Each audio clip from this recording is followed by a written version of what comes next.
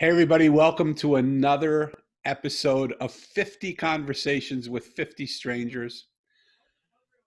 I think this show is driving me a little bit crazy, not because of what's happening on the show, but because how quickly interviews and conversations are happening, that my systems, I'm not smart enough as a computer guy to know how to download them while I'm recording and blah, blah, blah, blah, blah. And it's just like, I try and do it as soon as they're over to download them so I won't forget what's going on because there's so many that are happening. I thought this was going to happen over the course of 50 days or 3 months or something like that. I'm getting 8 conversations a day, 7 conversations a day, 6 conversations a day. And so I'm recording new conversations while other conversations are downloading. And somehow my system, my computer is probably not liking that. It's telling me I'm working it too hard. So all that is my mishugas that gets me, just makes me feel better for letting me share that with you. Um, the person today that I have on the line, I don't know him from Adam, but I'm going to say one thing to you. I already like this guy a lot. I was running 10 minutes late, which turned out to be 15 minutes late because my wife was trying to help me fix my computer, and my Zoom link changed from the one I always use to a new one. So he was telling me he's in the room and I was in the room, and I was saying, well, hold on, how can he be in the room if I'm in the room? And then I realized it was a different Zoom link. I sent it to him. He's calm, relaxed, easygoing. I don't know if that's his normal way, but whatever it is about him, I'm already a big fan of this guy. His name is AC Fischer. And AC, without further ado, I'm going to invite you into the Mosaic podcast. Gesundheit. God bless this conversation. I'm gonna tell you, there's a lot going on here. AC, welcome to the 50 Conversations with 50 Strangers podcast. Oh, thank you for having me. It's an absolute pleasure. Well, if you think this is a pleasure, this is perhaps the most scattered I've ever been. So I welcome you and I thank you, and I'm going to draw on your calmness. Well, send as much your way as I possibly can. I'm feeling it, brother. Thank you so much. And already just for a stranger to do that really touches me. So I just want to thank you for that. And I want to say to people who are listening, there's no reason why AC has to send that calmness to me. But look how easy it is. AC, is that how you go? Do you go by AC? Is that how you like to be called? In the professional realm of podcasting, yeah, I go by AC. It's just a little bit of a social barrier between my podcast life and my personal life. Okay, and you like that? Yeah, that's how I normally, you can call me whatever you like. Just don't call me late for dinner. Okay, we're going to have dinner in a few minutes, so we're more than welcome to come. Um, this is a question that gets asked all the time, and most of the time people just swing by it. What I'd really like to do is ask it to you and see if we can actually touch base on how you really are. When Okay. people say, "How are you?" we all say, "Fine, great, good, let's go on." But we're in a crazy life situation now. We've got a pandemic going on. We've got race protests going on. We got almost a North versus South. What we call them now, Democrats and Republicans. We got an intellectual civil war happening in our country. We've got. Uh, it wasn't too long ago that Black Lives Matter didn't even matter, but what mattered was the Me Too movement. We're still in the grips of trying to recover from that. It feels like the world is being asked to reevaluate what it thinks and what it believes. How are you doing with all that? I actually love the simple question of how are you? It's a question that I go out of my way to answer honestly every single time. So how I'm doing today is I'm actually struggling with a lot of anxiety. That's part of a mental wellness challenge that I carry in the day today. There's nothing in particular that's setting me off, but I'm really, really wound up today. Wow. And so let me just highlight to the listeners here that AC is telling us that he's really wound up with anxiety today. And would you have known one moment of that from his conversation with me? He's been gentle and kind. He's watched me go through a freak out because I haven't been here on time. I told him I'm is more hectic than I've ever been. He said, I'm going to send you more calm. I'm going to send you more and more calmness. And I just want you to see what a person who is going through some severe anxiety is willing to do to help out another person. I can't tell you how much I love you, brother, and I'm sending now back to you. Now as I reclaim my peace, I am mirroring back to you your peace plus 1,000 times more. Thank you, sir. Absolutely. What a gift. Thank you for really being that selfless. Tell people who you are and what's important to you. I know the easy answer would be to say that I'm a podcast host. I mean, that's something I do, but that's not who I am. Yeah. Um, I'm primarily, just a person. That may sound vague, but I've found in my travels and my experiences is that there's so much more that connects all of us together than there is um, room for conflict. We all want to feel loved and accepted and healthy and happy. We all want to interact with our friends and family.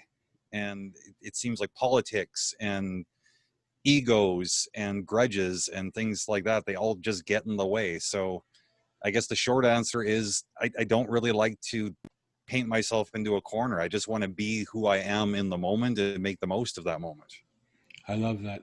And so what's important to you? What do you think, like what means something? What makes sense to you? What means something to you? That really varies moment to moment, honestly. So Um, so in this for moment, the most part, what matters in this moment is this conversation I'm having with you. I like to connect with people, and like this time right now, this is my time with you. I'm not bringing any of the baggage of what's going on with my kids or with my wife into this conversation. This is just my opportunity to connect with what I hope is a new friend. yes. You already have a new friend. You had me at hello when you gave me the grace to be late and to be crazy and to feel all that. That's easy. That's already done, my friend. Thank you. What I love about this show is it's 50 conversations with 50 strangers who become 50 friends. And that's what it seems like it's been in every single case. And it's really, really, really nice. Let me go to a lightning round with you if you don't mind. And this is Sure. not meant to box you. It's just fun to see how people think about things, okay? Are you a dog or a cat person? Dog. Okay. Coffee or tea? Coffee. Okay. Would you say you fit in a box or are you someone who's out of the box? Depends on the situation, but more often than not, outside the box. Fabulous. Do you believe it's more important to speak your truth or more important to hold a platform so that you can listen to what other people's truths are? More important to listen. Wow. Do you feel like you fit into this world or have you always felt different? I fit in because I feel different. I love that. You're one of two people out of 25 that's answered. They said I fit in, but it's because it's a world full of misfits. So I Yeah. fit in perfectly like that. I love those answers. Would you say you operate from your head or your heart? My head. And I'm going to ask you this question, and then I'm going to refine the question a little bit. Do you believe you're a leader or a follower? A leader. Okay. So let me put this caveat on it. You alluded to the political situation and to all the things that are going on. And it doesn't matter to me which side you're on. I respect whatever you believe. What I see when I look out into the world, a lot of people say they're leaders, but they stand by and watch whichever side they're on tout a point of view that isn't really 100% true. And that neither one gives in to the other, even when they know that what they stand the party line rather than leave the party line, which in my mind would make them followers. But we all say we're leaders. And yet our leaders don't seem to have the strength of character to be able to be leaders and break away from the flock to say, God, whether I believe in Trump or not, That was a stupid thing to say. Whether I believe against Trump or not, give the guy a break. Like some of the things he's done has been really good, right? Nobody seems to be crossing that line. Do you now believe, with that definition, you're a leader or a follower? I still hold that I'm a leader. Fabulous. It's time for us leaders to stand up and start to make some noise. In that particular case, I think too. You already answered this because in what you said, but let me just ask it for the sake of having it on record. Do you think people are more different than they are alike, or more alike than they are different? Without question, more alike than they are different. Yeah, yeah. And last question is, do you feel like you have a purpose in this world? I think we all have a purpose in this world. Do you know what your purpose is? Again, that varies season to season over the years of my life. But yes, I know what my purpose is right now. Fabulous. And by the way, I agree with you. My purpose, I thought I was living a very purposeful life for all of my life until this, somewhere pointed behind me is this book that's behind me, the Mosaic that I wrote. And when that came through me, my purpose completely, that became the purpose of my life. And the Mosaic is just a story about a boy who loses his parents 2 years apart on the same day. And when he asks the adults where his parents are, they tell him they're in a place called heaven. So the little boy's just a little boy. And he said, I want to find that place called heaven. And he sets out in search of the place called heaven. And the people he meets along the way are not the rabbis and ministers and priests and clergy and swamis and gurus and medicine men and Aborigines elders. They're the trash man and the road worker, the blind woman and the homeless guy. They're the gardener and the juice man and the waitress and the traveler. And he wonders, why am I meeting these people? They seem like they're just so common, ordinary people. What will they show me about heaven? And he hears a voice within him say, well, if you just sit and listen, just sit with them and listen to what they have to say. You don't have anything else to do. You're on a journey. Just sit and listen to these people. And in 100% of the cases, AC, what he realized is when he sat with them and listened to their stories, the person he was sitting with now wasn't at all the person he saw initially. And that happened over and over and over and over again. So much so that it made him say, I don't believe that I see the world that is anymore. I see the world that I am. And when he had that realization, he wondered what would happen if I could see the world that actually is, not with me out of the way. And he leaned over to the right and he looked over to the side and he saw a monk unzipping the sky and walking and inviting him to come into a parallel reality where he met the wise one who was the keeper of the mosaic. One of the things that I love, and that's just the trailer for the book for anybody interested who wants to buy it, I'd love you to buy it because I think it'll change your consciousness. I think it'll change the way you view the world because it's about a different, it's about the fact that nothing is as it seems. Do you believe nothing is as it seems? No, I don't think that's true. Tell me what you believe. I tend to get a little nitpicky with details sometimes. You know, there are things in life which are going to be exactly as they seem. Yep. Um, Dealing with more abstract ideas, you know, like the personalities of people, their nature, their motivations. I think these things are rarely what they seem. You know, I used to pass a lot of quick judgments on people when I first met them, you know, and I wouldn't leave them the room to express themselves or expose themselves to me in a meaningful way because I was so busy knowing everything about them. Love that.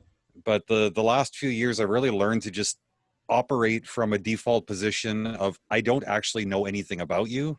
I'm going to assume that you and I are more similar than anything else. And even if something comes up where it's an apparent point of conflict, I'm going to look into what's motivating you to see things differently than I do and try to suss out the common ground even through the conflict. Where did that frame of mind come from? Because it feels like if that could be infiltrated, if you could box that up and put it in the juices of every kid in America so that they would grow up with that frame of mind, we would have a whole different country than the one we have right now. Well, that's why I sort of this, I can't take full credit for discovering this personal philosophy. My brother by choice, Jason, we met for the first time 18 years ago, and we hated each other, violently hated each other, because we were so busy seeing the differences between the two of us. But it was one of those weird friendships, I think, that was going to happen whether or not we wanted it to. We kept finding ourselves thrust into similar situations over and over again, and we came to a point where we realized, okay, we're stuck together. We're going to have to figure out how to make the most of it. And over the years, we just kept getting closer and closer. It went from friendship to family, and we learned that all of these preconceptions that we'd had about each other were completely wrong. We were actually so much the same man separately, Yes. but we hadn't given each other the room to express that to each other. And after discovering that hidden gem in that one relationship, I thought, like, I get greedy for more. I want to find that in as many relationships as I can. Yeah. So if I come into like this meeting with you today, if I'm going to make a bunch of assumptions about you, what kind of a wonderful friendship am I going to miss out on because I'm too busy knowing you before you teach me anything about you? Yes. Yeah. I love that. Do you think the world hears your voice? I think the download statistics on my podcast tell me for sure that they hear my voice. That's good. What kind of podcast do you do? My primary podcast, it is I like to describe it as an introspective and reflective journey through my personal philosophies, I guess. You know, like each episode I draw from either a person who's influenced me or an experience from childhood. I give you the 30-second version of what the story is, and then spend another couple of minutes unpacking what I've taken away from the experience. It's a very, very personal look at the darkest recesses, I guess, of my own inner workings. And that podcast title is Turn up the AC. Turn Up the AC. I love it. Okay.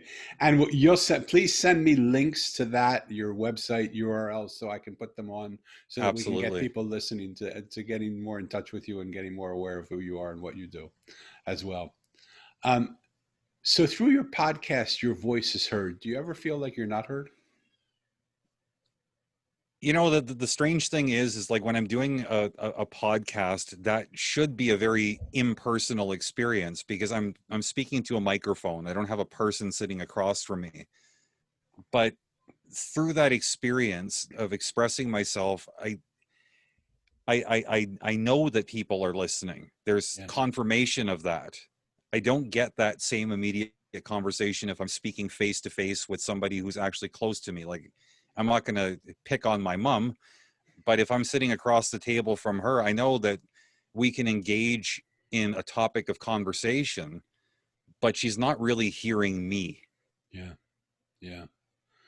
I had an interesting thing because after I finished writing the Mosaic, and the story is that Mo went around and listened to all these different people, right?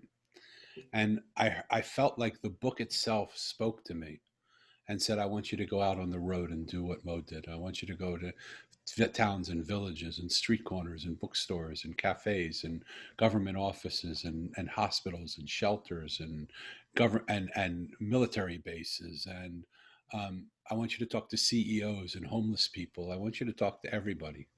And I want you to just listen to them and record them and create a documentary that I was momentarily calling The Voice of the Voiceless.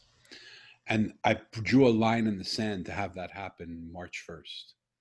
Well, March 1st, Mr. COVID came to town and said, and they say in Judaism, man plans and God laughs.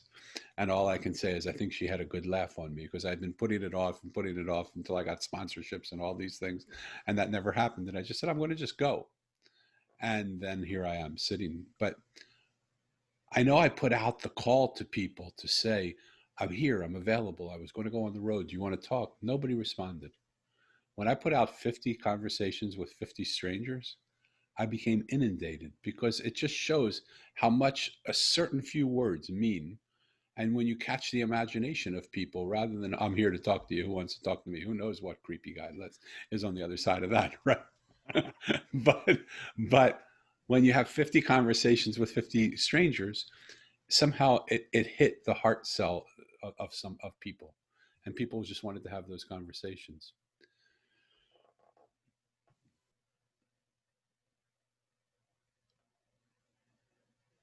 Is there something you feel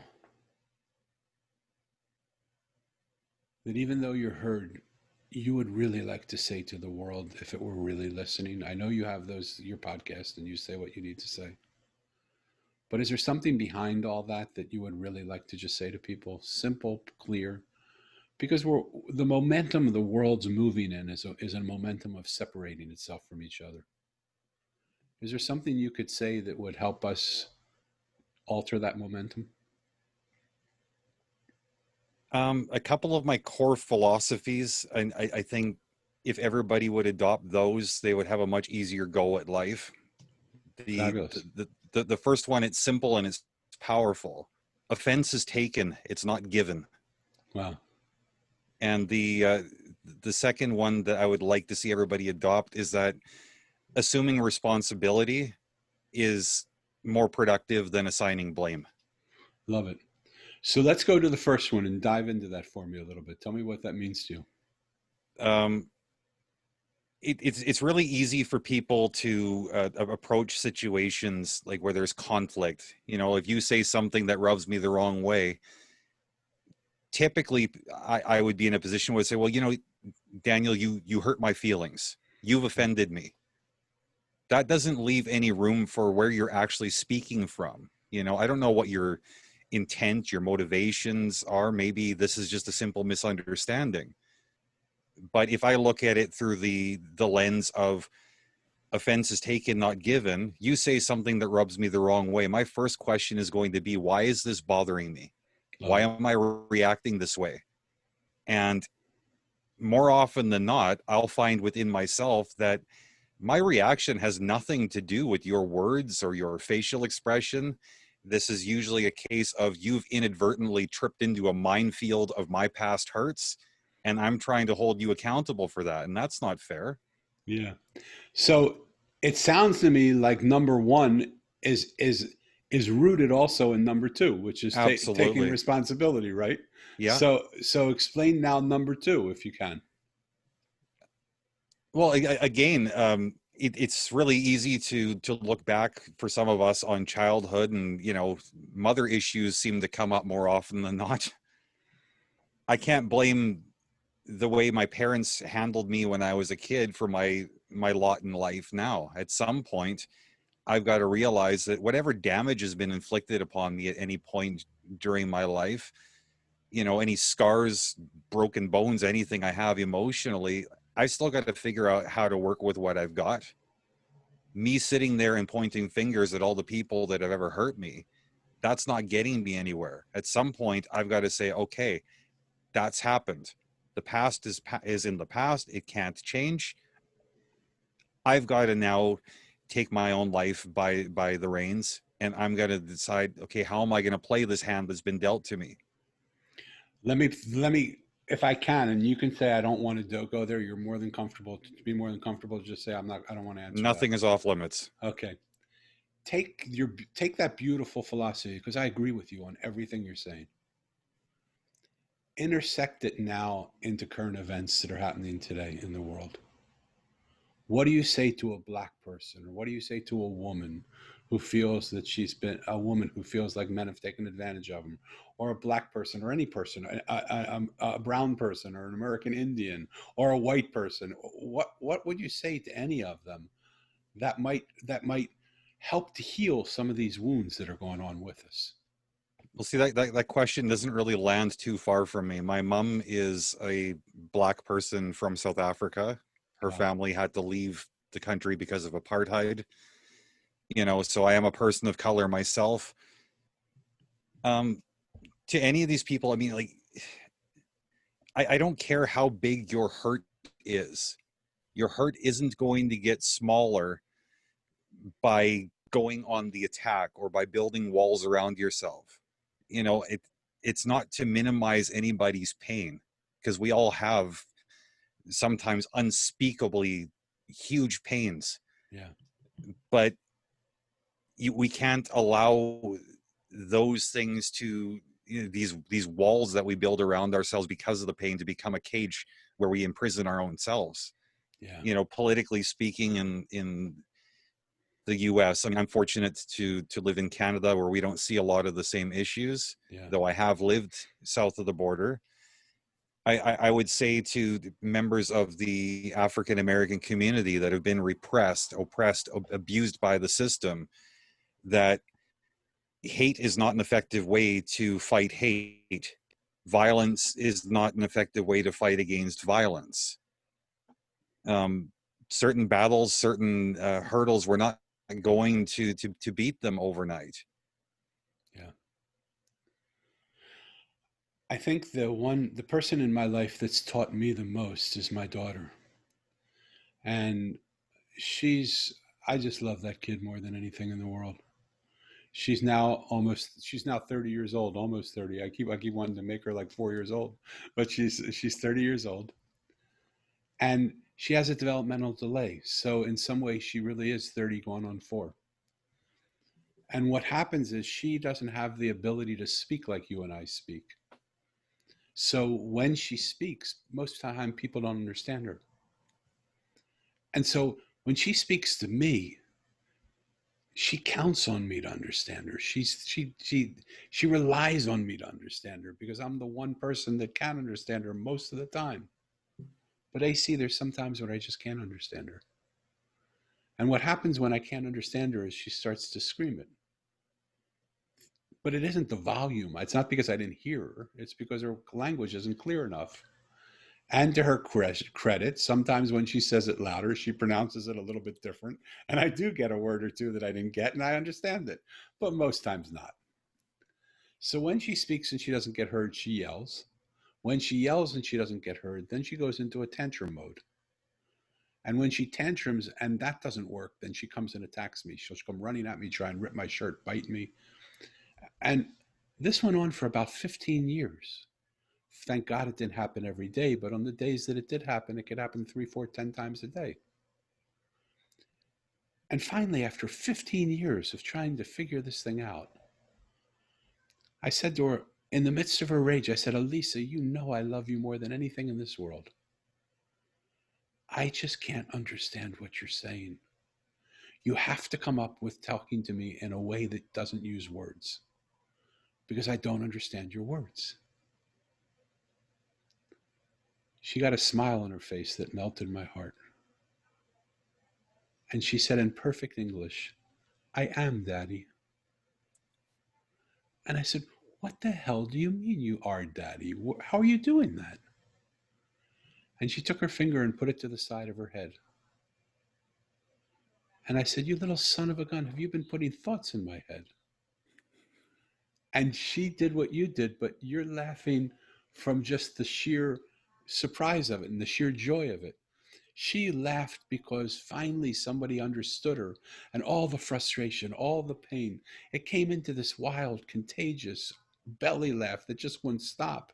And I got caught in the belly in the contagion of her laugh. And I started laughing. And when she would stop, she got caught up in the contagiousness of my laugh. And we laughed for about, must have been 5, 10 minutes, but it felt like a long, long time. And I said, you little son of a gun. I can't believe you've been putting thoughts in my head. I felt that all along. And I promise you, I'm going to listen now for those thoughts. And you know, from that day forward, she's never yelled, she's never tantrumed, and she's never attacked. The story would be fabulous if it just ended there. I mean, it would be fabulous. But what I did is I wondered if the actions of my developmentally delayed daughter could be extended out into the world at large. Could it be a model for ending conflict with the world at large? And so I took that process into in the government organizations. I took it into to CEOs of major companies. I took it into families where I would work with families. I took it into military installations. I took it into political conversations. And what I found is everybody does exactly the same thing. When they speak and they don't get heard, they yell. When they yell and they don't get heard, they try and create a scene, create chaos, and create pandemonium. And when the pandemonium doesn't work, they start to attack. They'll blow up a building, they'll shoot people in a town square, they'll put people down, what they'll ruin an initiative, they'll leave a marriage. And it all comes back to one simple thing. If we would just listen to what people are saying, they would never have to yell, tantrum, or attack. What do you think about that? No, near the beginning of our conversation, you asked me if it's better to hear or to listen or to be heard. Yes. And I said it's more important to listen, and it's really largely because of what you're saying. I mean, how do we ever figure out how to fix anything that's going on if we have no understanding of the people or the person that we're dealing with? Like I can't identify what the common ground is between us if I don't hear your words. Yeah.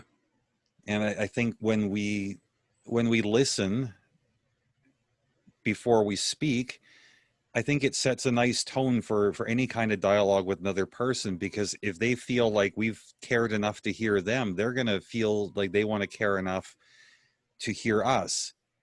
And I mean, that's the basis of real understanding. And I think more often than not, conflict is rooted largely in misunderstanding or Yeah. ignorance. Both of these things can be dissolved through listening and gaining a bit of understanding and perspective. Yeah. What makes you happy? That varies moment to moment too. Okay.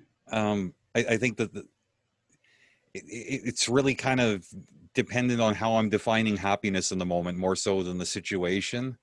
More often than not, I define happiness as a feeling of being accepted and loved and understood.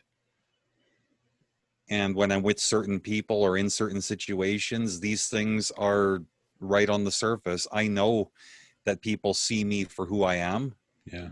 defects and all, and they love me because of them, not in spite of them. Yeah. I love that. You know, in my life, I've had the fabulous opportunity to um, be friends, really friends, with some of the wealthiest people in the world. I've sat at their dinner tables. I've met their children. I've met their parents. I've sat in their living rooms and we've had a scotch or something together, and they've been kind enough to ask for my counsel and kind enough to share their counsel with me. And I've learned so much from those conversations and just enjoyed so much spending time with them. And at the same time, I've had the brilliant, brilliant, brilliant opportunity to sit on street corners with the poorest of the poor and done exactly the same thing. They've been kind enough to ask my counsel and kind enough to share their counsel with me. And we've had dinners together. They were different dinners than the ones that I've had with the wealthiest people, but there was no less love in those dinners than the other dinners. Whether it was a loaf of bread and a piece of cheese or a filet mignon at a at a fancy cooked meal. One of the things that I realized was common in both denominations, and I've seen it across the board. It doesn't matter what religion people practice, what color their skin, what border they live behind, what their intellectual capacity is, how much schooling they went to, how much money they earn. Every single one of them wanted to be loved and accepted, listened to and heard, and acknowledged and validated. Never, not one of them said to me, Danny, you have to agree with me.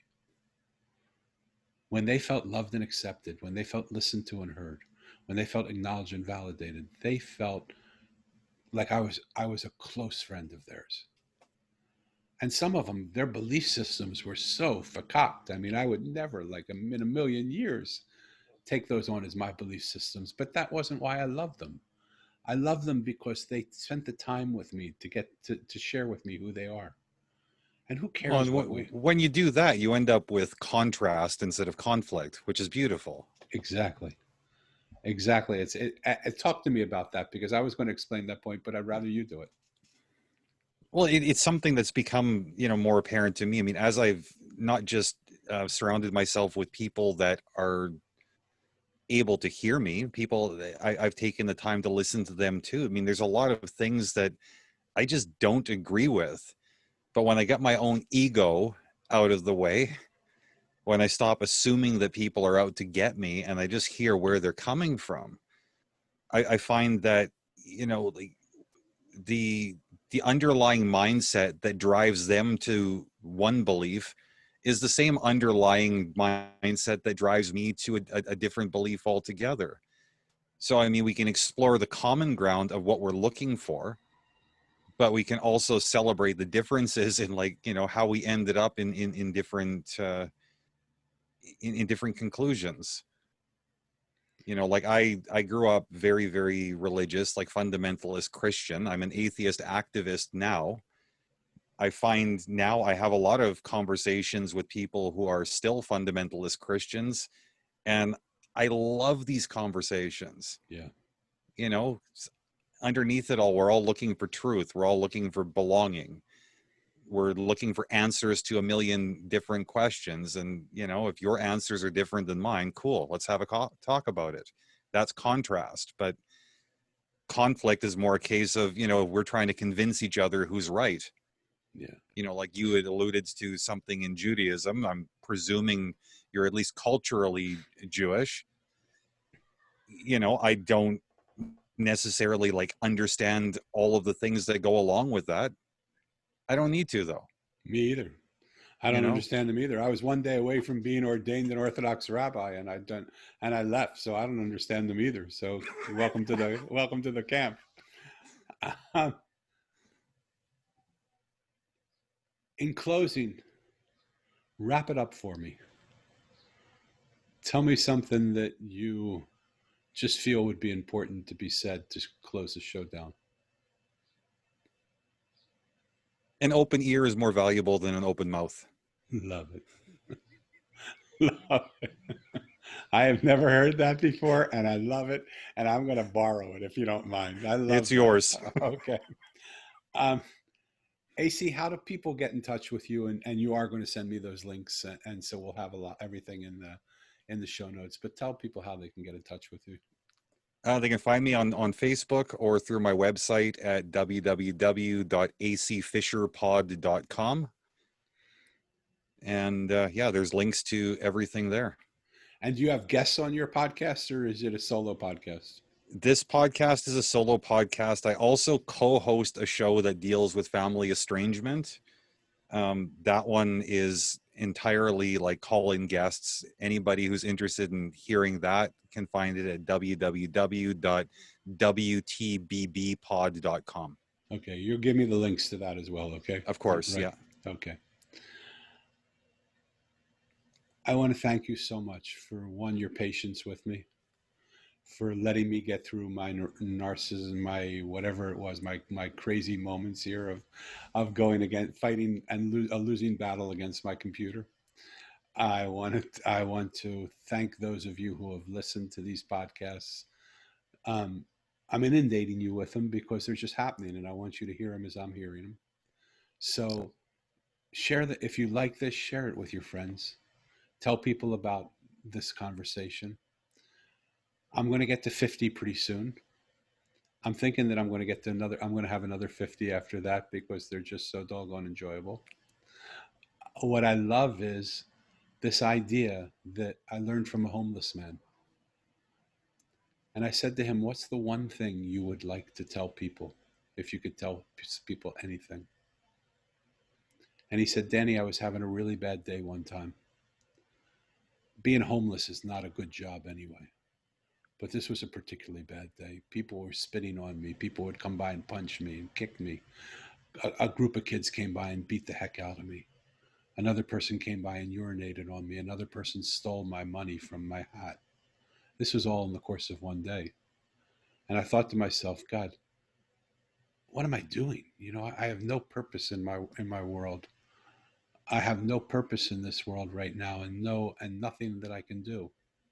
And so I don't really know what I can do anymore. And so he decided I'm going to go around the corner, and when nighttime comes, I'm going to go around the corner to a secluded street which is dark, and I'm just going to take my life. And 2 minutes after he did that, he thought that, a guy came up and put his hand on his shoulder and said, "How are you doing, brother?" And Corey started crying, and he said, "This is not a good day, my friend. I'm not doing very well." And the man who put his hand on his shoulders just slid down and sat down next to him and held him in his arms. And he said, "I'm here for you. Talk to me." Corey looked at me and he said, "Danny, it only took about 10 minutes. But after that 10 minutes of just being held by this man and talking to him and letting out and telling him about my day, I knew I couldn't kill myself that night." Here, a perfect stranger stopped in the course of his day, took 10 minutes of his time, and just sat with me and listened to me. I knew someone cared enough about me to do that. He said, "The interesting thing is, I've never seen that man again, and he doesn't know that he saved my life that day." And I think it's called the butterfly effect, because Corey has no idea that his story I tell over and over and over and over again on every show, on every podcast that I'm on every podcast that I do, on every speech that I give, on any meeting that I hold. Because the effect of it is what 10 minutes could mean to another person if we would just take the time to listen to them. We don't need to fix them. We don't need to change them. We don't need to help them. We don't need to correct them. All we need to do is just sit together with them, like pieces of a mosaic, coming together to create something absolutely beautiful. I want to thank you for holding the space for me today, and not judging me, and not putting me down for showing up late.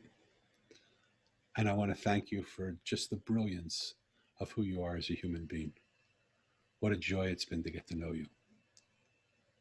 Thank you, sir. I really look forward to getting to know you more in the future too. I really do feel like I found a wonderful new friend. Absolutely. 50 conversations with 50 strangers who become 50 new friends. That's what I should title it. Thank you again for your time. Please send me your links. Please send me a headshot so that I can get this posted up as my computer lets me as soon as possible. Okay, will do. Okay. Big love. Thank you again, brother. Thank you, sir. Ciao.